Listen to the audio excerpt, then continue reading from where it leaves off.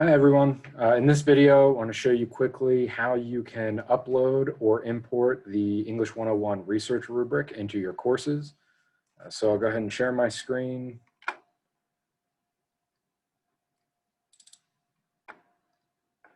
Okay, so when you get into D2L, if you are unaware, the English instructor resource site is in your D2L page. If you go under staging, it's this course labeled ENG instructor resources. I'm going to show you two ways that you can upload the rubric into your course. First, I'll show you where the content is located. So under content, I created a downloadable course pack. So under the master syllabi and other important documents, it's right here. It's called Course Pack English 101 Research Paper Rubric. You can click on this and download the zip file. So I'll go ahead and hit download, and you want to save it to your computer. You don't want to open the file. If you open the file, you're not going to be able to upload the course pack into your course. So you make sure that you save it. It'll probably save to your downloads folder. And then from there, you can actually just pull it over. So it's downloaded here. You can just pull it over to your desktop if you'd like. I already have that, so I'm not going to do it right now. Once it's downloaded and you have the zip file, then you can go into your course. So I'm in my English 101 course here. And then up at the top, little cog wheel, import, export, copy components. And then you want to import components. So go down to the bottom and hit import, and from a course package. So that's what this is that we're doing now, is a course pack. So download from a course pack, and then it'll ask you to upload the course pack. So I have it here, and you can just drag and drop it into this box, or you can upload it by selecting this button here. Okay, once that's done, you want to hit import all components. This is only the rubric, so it's not going to dump a lot of stuff in your course. It's just going to put the rubric into your course.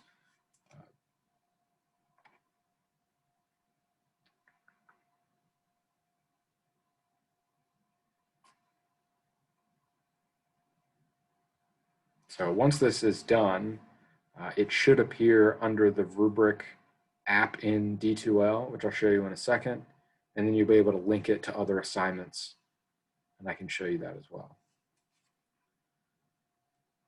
Fortunately, campus internet is not working too well right now, so apologize for the wait. There we go.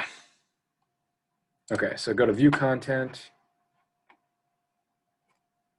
and it'll be under course tools. So go to course tools at the top, course admin, and rubrics. And then here it is, and it should go to the top. That's why I put the number 1 there, so it'll appear at the top of your rubrics. And then this is it. I will show you the other way to upload it before I talk about attaching it to your assignment. So the other option that you can do if you don't want to download the course pack, let's say you want to pull more resources from the English 101 instructor site, just go again to this cogwheel, import, export, copy components. This time we want to copy components from another unit. So we'll search for the course offering and just type in ENG. That was probably a mistake. Okay, so here it is, the ENG instructor resource site. Add selected. All right, and now we don't want to copy the whole thing because then you'll get all the documents from the instructor site. Make sure that you hit select components. Okay, and now you have the option to select whatever you want. So if there's other items that you know that you want from the course, you can do it now. That's probably the better way to do it because this takes a little bit longer to just pull the rubric. But for now, we're just going to pull the rubric. So you want to select rubric and then select individual items to copy. Hit continue. and then you'll be asked about the rubric. So again, I've labeled it number 1, ENG 101 research paper rubric. So we'll just select that and that one only, and we'll hit continue. We don't need to offset dates, and hit finish. And this will take another minute. So we'll see a copy of the rubric in my course now. I have 2, and I'll just delete one of them. Okay, so that's done. Go to course admin again, just to make sure it copied over correctly. Rubrics. And then, okay, so now I have 2. And if I want to delete it, I can. I'm going to go ahead and delete this one because I don't need it. All right, and then quickly, I just want to show you 2 more things. So I want to show you what the rubric looks like and what you're able to edit and what you're not. And then I want to show you how to attach it to an assignment. So if you just select preview, it gives you this nice unprintable version of the rubric. But I'll go into the edit page here. So the way that this is set up is it has 2 purposes. It's going to collect our SLOA data for us, and it's also can be used to grade your essay assignments. So if you'd like to use a different rubric to grade the paper, you absolutely may. However, you still need to complete this rubric for every student's research paper so we can collect the SLOA data. I'm going to be using this for both purposes all in one. And if you'd like to do that, this is how that operates. So each category has, it has these titles up at the top. 4 is mastery and or proficiency. 3 is approaching mastery. 2 is competent and or acceptable. 1 needs work and or developing. And 0 is an incomplete. This all should stay the same. So you should not be editing anything in the basic rubric here in terms of text and language. So these numbers at the top actually correlate to the SLOA data numbers that we're going to collect.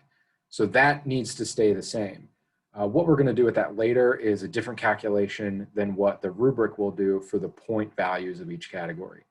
So if you want to assign different point values, like you see 35 points for rhetorical knowledge, 40 maximum points for critical thinking, and so on, you have the ability to change this if you'd like, as it relates to your teaching style and the things that you focus on for your classes. So for instance, I spend a lot of time talking about rhetorical knowledge and just rhetoric in general in my classes. So I want to really weight that a little more heavily on my essay, which is why I have it set to 35 points. Now, you may be someone that really focuses more on process in writing, and you want to, have that reflect in the paper itself. I only have this worth 10 points because I grade the process of writing the paper differently. So they already kind of get grades for the writing process. So I've kind of devalued it here, though it's still part of the overall grade. So this gives you flexibility to change the point values around if you'd like. However, these individual category, the language in the individual categories needs to stay the same so we can have some validity in collecting the research. So that's up to you. If you'd like to add any categories to this, these categories are only based on our outcomes. If you'd like to add additional categories, you absolutely may, and it will not affect the data collection as long as you keep all this the same.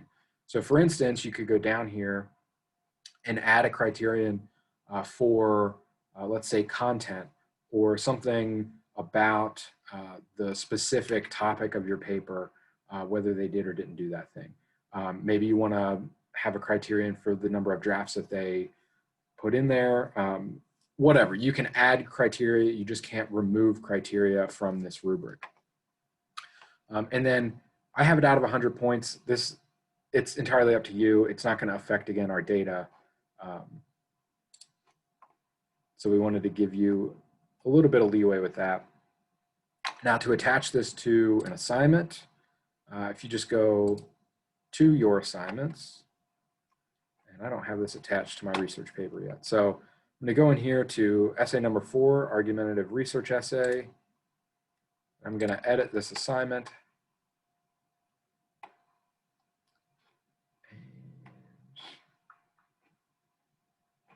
So if you scroll down a little bit, there is this rubric button, add rubric. I'm going to delete the old rubric that I had. And I'm going to add this rubric. So I'm just going to select it. You make sure you select the box. If you just click this, it's going to open up a preview. And then I'll add selected. And now I have the rubric there. So we'll save and close. And then you're done. You can use this rubric for other assignments as well if you'd like. That's up to you. You can adapt it as needed. But this one needs to remain the same in its text and language for collecting SLOA. So if you'd like to know how we're going to do that, I'll just quickly pop over to the sample that I did.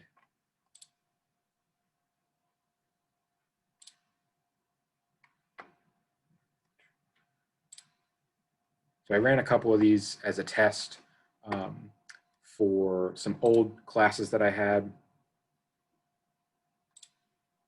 So when you score the rubrics, when you grade the rubrics, the way I have it set up is it'll tell us how each student did in different categories. So I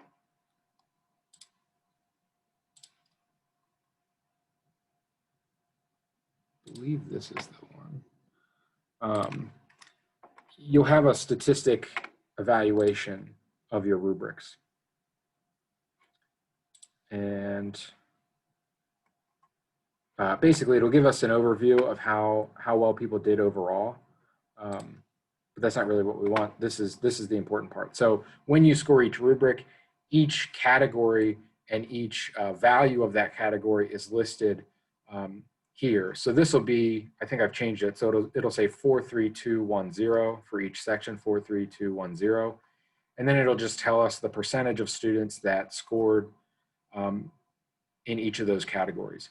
So that's how we're going to be collecting data this semester. It's going to be easier for us to pull from and easier for you to report. If you have any questions, please feel free to reach out to me. My email is sgwynkoop, SGWYNKOOP @hagerstowncc.edu. And I'm sure any other instructor would be happy to help you as well. You can stop by my office in BSH 122 or just check out anybody else's office if you're on campus this semester. So that's it. I think I covered all my bases here. And I will see you around.